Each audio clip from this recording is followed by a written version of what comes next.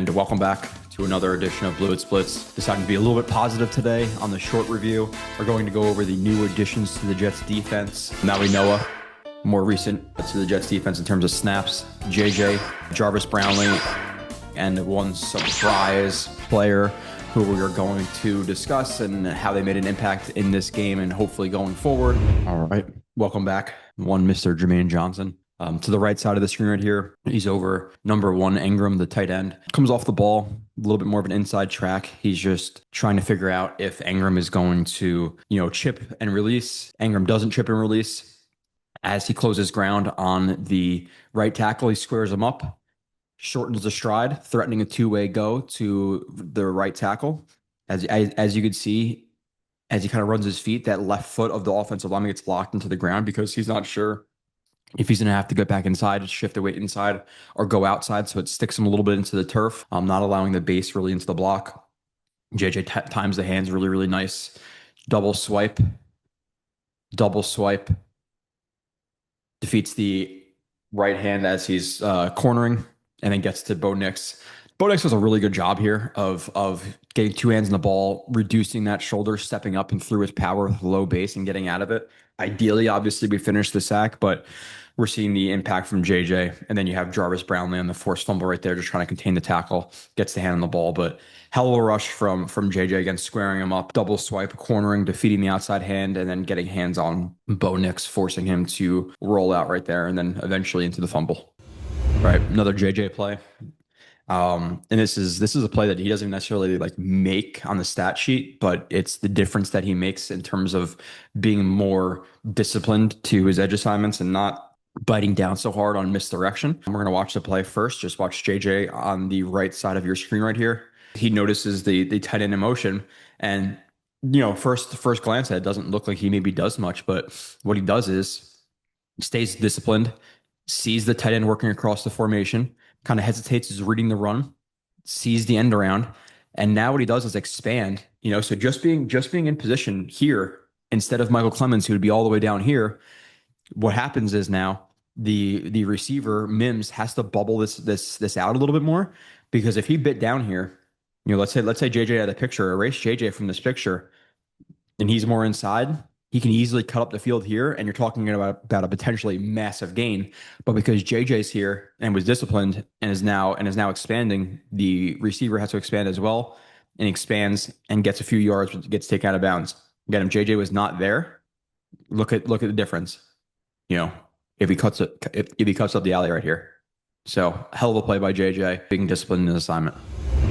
All right, next, Jarvis Brownley, a guy who I did a review on a few weeks ago, and was definitely excited about him. Again, I think in the slot, he makes more of a difference in the run game because he could really be involved in the run fits. He's closer to the box, closer to the line of scrimmage. Outside, I think he's a better corner, like a cover corner on the outside. Slot, when he's working a little bit more space, he can be a little bit more jumpy. Nonetheless, we're being positive. Serenity now! Serenity now!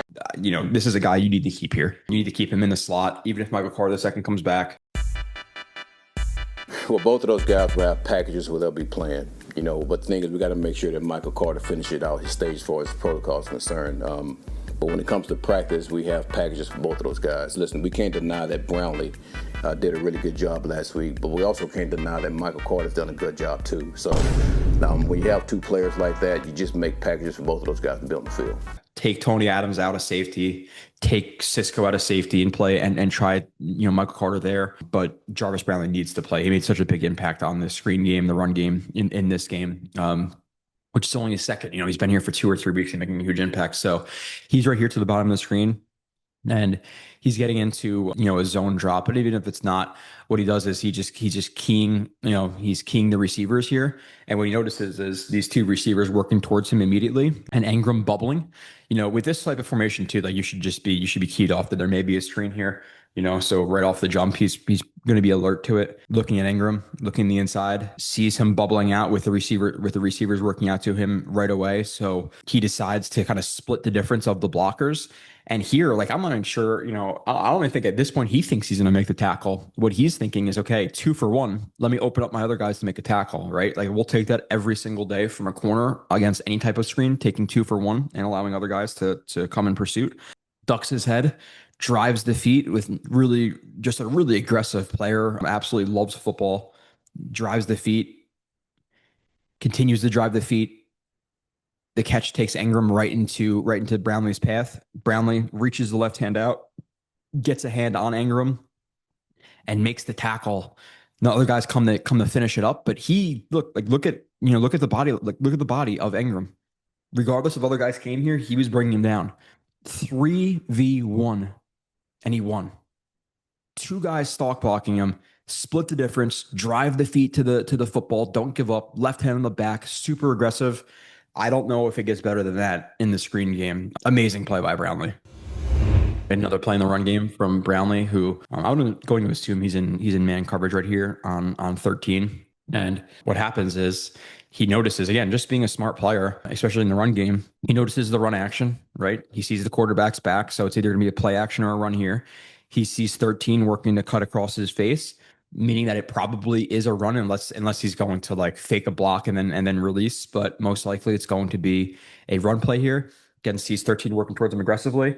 You can see his eyes just check inside really quickly right here. You see his eyes are on 13, and then you see the quick peek inside to confirm that it's a run, so he's not falling for anything. As soon as he confirms it, okay, now his attention is on the receiver. Receiver goes to chop both hands down. Brownlee's patient, club, arm over, receiver on the ground, fill in the run game.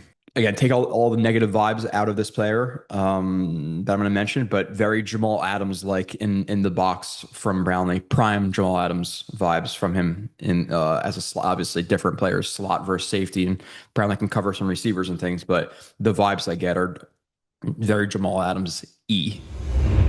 All right, so you can't see Brownlee on the screen right now. Look to the left side of your screen. I'll play it. Another really good play by him. You have like an inside zone split right here. It may be an option play where he's going to be like a lead blocker. Yeah, it actually looks like an option. But nonetheless, what I love from Brownlee right here is, so he sees the run action, right? He follows the flow of the play. He follows the receivers inside. I like the fact that he's disciplined here. He doesn't just shoot through this gap because he's the outermost player here, or at least I'm assuming he's the outermost player here. And if he were to shoot this gap right here, and then the running back bounce this outside, cut it back, he doesn't know at this point if it's a bounce or a cutback. Obviously bounce his front side and cut back his backside, but he's not sure. So he doesn't want to dive inside here and get out leverage to the outside. So he does a really good job of running inside initially, playing it inside or playing it outside in. Right, gets caught a little bit by the hand right there, but defeats the arm. You can see him work down that elbow, that natural pivot point, fill in the run game. Again, aggressively, sees the running back taking it vertical, pushes through, gets hands on, makes a tackle. Very, very good play by him again. And now there actually is Stevens to the outside right there, but still, excellent play by Jarvis Brownley. Now, good point in the show, about halfway through the short, to remind you to like, subscribe, comment, all that stuff. I know it's a tough time for Jets fans, which means it's a tough time, especially for content creators. Views drop crazy. So for the people who are still here, I appreciate you, but if you could do me a little bit of a solid and like and comment, it helps the algorithm out. And then make sure to follow me on Twitter, JoeRB31, and also to subscribe to at least just the YouTube. You get the full reviews. So appreciate you guys. Okay, now we roll into some 5th round pick Francisco Mauigoa tape, and it feels like fans are a little bit unfair to him. The first couple of weeks he played, he had some spots. Blew a coverage for a touchdown versus the Cowboys, and has definitely been out of position in coverage in general. But then making some plays in the run game. Obviously, some flashes of him not making plays in the run game as well. But overall, from a 5th round pick, I'm happy with the flashes from Mauigoa. Had 10, 13 tackles, something like that this week, and played really damn well in the run game. So let's watch him on this play, standing on the hash.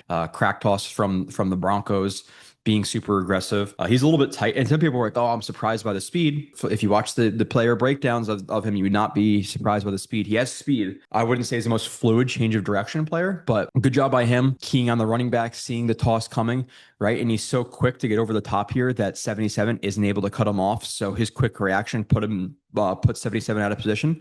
So as he's now in chase down mode, he doesn't want to necessarily get over the top of this and take himself out of the play. So he sees 79 opening up towards him, right? With his momentum going vertical. He already outran 77 for the most part. So dips underneath of it, undercuts the block, club on the inside arm, kind of throws a chicken wing, which is literally just getting your hand onto somebody and just extending outwards like that. And gets that chicken wing on to create that separation. Eyes on the running back, tracks him down, makes a tackle. Let's watch it one more time. Excellent play. I believe on the first play of the game, actually from Mauigoa. Hell of a job. All right, now he forces a hold. I believe this is on a third down, and it's converted if there was no holding. We're going to watch him right here, number 51. He's going to be blitzing through the B gap, blitzing, the BA gap, and he's going to be taking on number 79 right here. So let's watch the play, talk about it a little bit before. Excellent rush from him. Excellent rush. This is one of those plays you'll have like Jets Twitter and be like, oh, nobody gets there. It's like, yeah, the ball is out immediately, so it's hard to get sacks. But nonetheless, what he does here is really, really savvy. I really like it.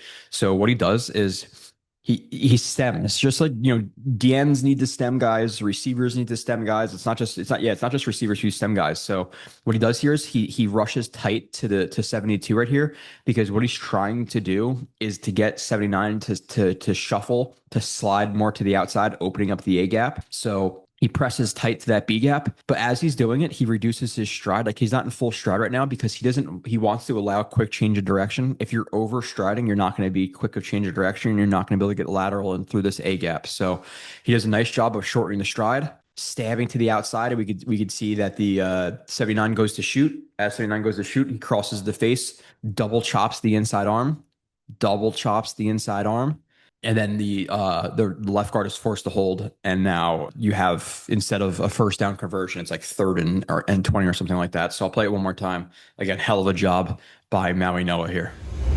Okay, another Mauigoa play. We got two more now Mauigoa plays, including this one, and then just one more play after it on special teams, but not the end type of role, but like a Sam linebacker on the line of scrimmage type of role to simulate again those 3-4 looks for Aaron Glenn, and he should be used specifically in the run game and blitzing. And he's on a blitz right here, on a run blitz, and he's going to shoot through this A gap. I believe they run like a pin and pull, or I think they run a trap here actually, and he completely disrupts the trap and makes the tackle on the running back at the same time. So it's an excellent job by him, man. It really is. So he's being aggressive going through that gap regardless. He times it as the motion, as the pending comes in like that cross motion, shoots the A gap. Now it looks like what they're going to do here is you have down block. I'm assuming the guard is going to take out Q, and then 69 is going to climb to the second level. That's what I'm assuming is going to be happening with this trap. And Mauigoa is so aggressive in shooting downhill, he disrupts 79. 79 doesn't really expect him, lowers the helmet into 79, sees the contact coming, lowers the shoulder into him,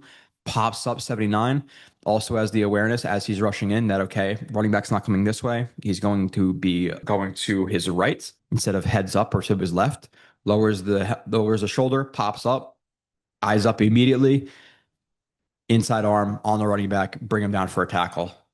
Excellent play by him. One more Mauigoa play right here, number 51. At this point in the game, I think it's third quarter, but the Broncos are obviously in a run set. You have an extra offensive lineman here, fullback, tight end. This is a heavy run set, and the Broncos have been running the ball quite a bit at this point. So he's going to be uber aggressive here. They run power. He sees the down blocks. He also sees the pullers. He sees the puller. He sees the lead block and with the fullback, right? Gets aggressive downhill. He sees the open gap right here and decides to be aggressive and shoot it. He's on the backside right here. Nice, going to be a little bit aggressive. Shoot through the gap. Get the hand on, get the shoulder on, and start the tackle on the running back. Takes a little bit of assistance because obviously he's not the most balanced here because he had to get through a tight gap and he got bumped.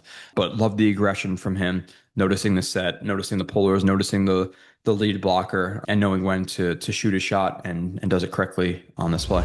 All right, last one of the review, the Nwangwu, however you say it. Nwangwu. 72-yard return. A guy who, at the bare minimum, if he's on this team, the Jets win one game.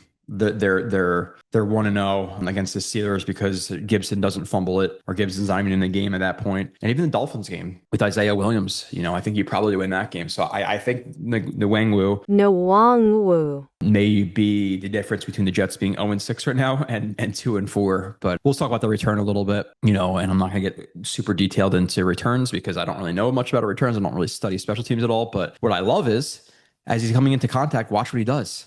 This is the small things that matter. 2 hands on the ball. Wow, that is shocking because I know some other returners who have not been doing that this year. 2 hands on the ball, sees the contact coming, lowers the shoulder into 92, breaks that tackle, keeps driving the feet, right? Isn't going to concede. He's going to continue to drive the feet and get as many yards as he can. This is why he's a Pro Bowl returner.